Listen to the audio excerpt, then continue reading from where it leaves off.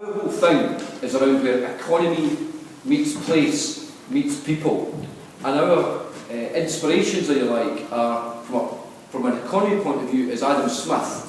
But not Adam Smith, Wealth of Nations, more of the part two, the theory of moral sentiments, where we believe that economy must be empathic to a place. It must work for a place, not stomp all over it.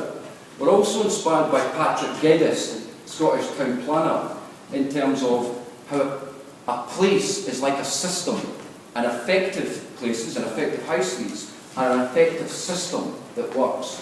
And we're also inspired by people like Jane Jacobs, who in the Death and Life of American City, who believes that we need to get a human, people approach to how we think about places.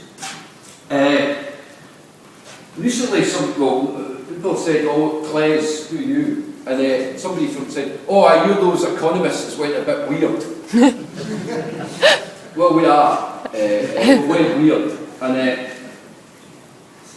And part of the reason we went weird is because we've seen for many years how economic development was working against place. It was also not bringing the fruits that it should have done in terms of addressing poverty, inequality and all those social issues.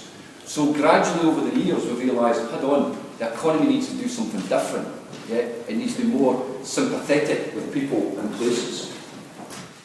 It's about retail, yeah, but it's also about reimagining the lifestyles that we have and how we socially interact with a high street. We're in the foothills through digital and new technology of how we reimagine the high street. But it's an amazing opportunity, and we are all in the vanguard, or we're pioneers, we're early adopters perhaps, of that new movement around how we change a high street through digital and technology. It needs to have a virtuous purpose.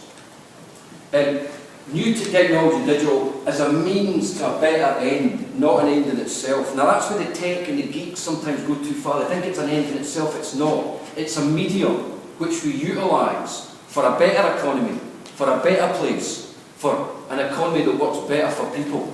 Yeah? So it's a means to an end, and we need to harness that means to an end for great ends.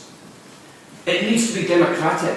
I'm worried, folks, about the corporatisation, the ownership around the medium, if you like.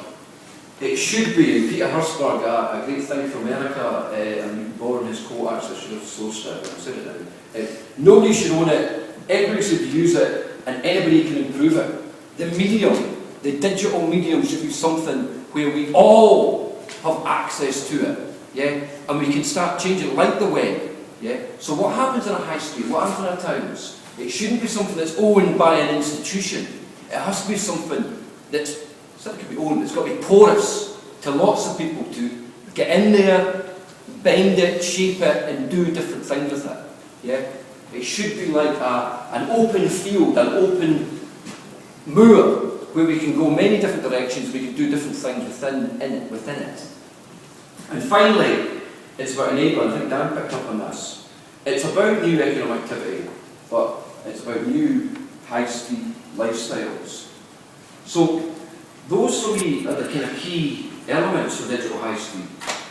I'm just going to talk now about the basic elements of a digital high street and why I'm interested in the digital elements of high street. You remember I said I'm into economy meets place, meets people. I'm a policy geek. Why am I interested in digital? And what do I see as the potential? I'm going to share a few thoughts on that. I should say what I'm saying today is not very well thought through. It's kind of fragments of thoughts, and I maybe should have done more work on it. But it seemed to me that given the great opportunity to stand up here, it's a chance to kind of maybe see what I don't know, and I'm using this vehicle to have a conversation with you to kind of see where I'm getting a bit wrong. So I'm not fully fledged.